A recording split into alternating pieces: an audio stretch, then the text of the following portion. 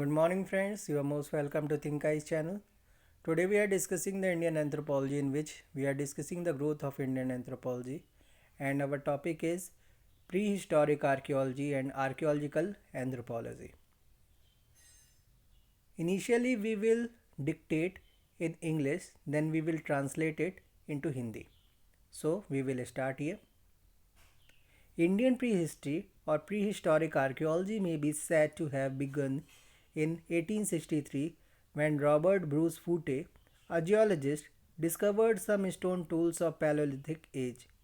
This discovery was made at Pallavaram near Madras. In the course of next 2 decades, he reported many prehistoric sites in the southern peninsula and Gujarat. Still earlier, Colonel Meadow Tyler carried out meticulous excavations of some South Indian megaliths, and in their scientific approach and precision, his excavation accounts were far ahead of his times. Around this time, there emerged several scholars who began to probe into the remains of man's prehistoric part. These amateur scholars were either geologists or civil servants. T.J. Newbold examined the now well known Neolithic ash mounds of the South India. H.K. Lee Missourier discovered Neolithic ground celts south of Jabalpur and so on. However, among all these persons, Foote's interest was entirely different. He was not a mere collector of antiquities. He reported his findings before Indian and European fora of scholars, published them in academic journals, and tried to reconstruct the life of the makers and users of these tools and other antiquities.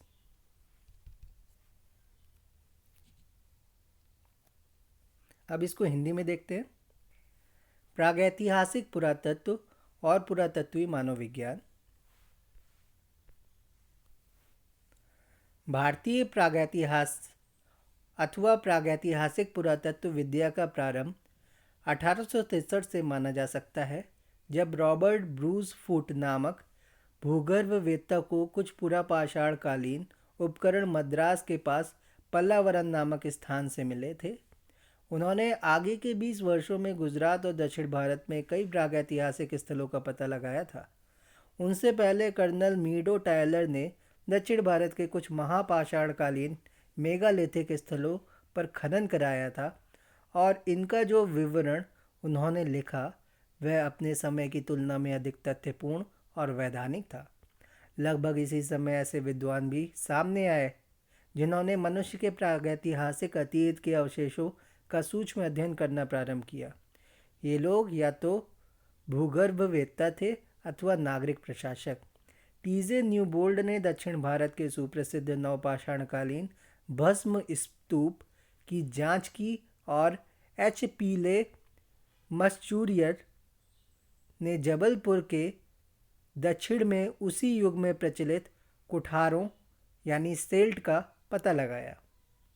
इसी प्रकार अन्य लोगों ने भी इस क्षेत्र में काफ़ी काम किया, किंतु इस सब में रॉबर्ट ब्रूस फूट की रुचि सबसे भिन्न थी। वे मात्र प्राचीन काल की वस्तुओं के संग्रहकर्ता नहीं थे। उन्होंने इन खोजों के बारे में भारतीय और यूरोपीय विद्वानों को भी बताया और उनके विवरणों को शैक्षिक पत्र पत्रिकाओं में भी प्रकाशित कराया। उन्होंने इन प्राचीन औजारों और वस्तुओं के बनाने और इस्तेमाल करने वालों के जीवन की शास्त्रीय कल्पना अर्थात पुनर्रचना भी की। Although the Archaeological Survey of India had been established in 1861, but its efforts were restricted to the historical period. It was much later, precisely in the third decade of the present century, that the survey entered the field of prehistory, more correctly protohistory. Thus, it was left to the anthropology-oriented prehistorians to explore new fields and areas of study to understand man's prehistoric past. Archaeological survey of India की स्थापना हालांकि 1861 में हुई थी, किंतु उसके अधिकांश प्रयास केवल ऐतिहासिक काल तक ही सीमित थे।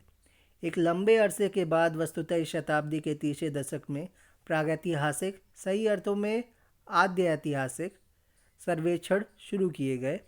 इस समय मानव के प्रागैतिहासिक अतीत से संबंधित अध्ययन के नए क्षेत्रों की खोज का काम मानव विज्ञानोन्मुख प्रागैतिहास के विद्वानों के जिम्मे छोड़ दिया गया था। धन्यवाद।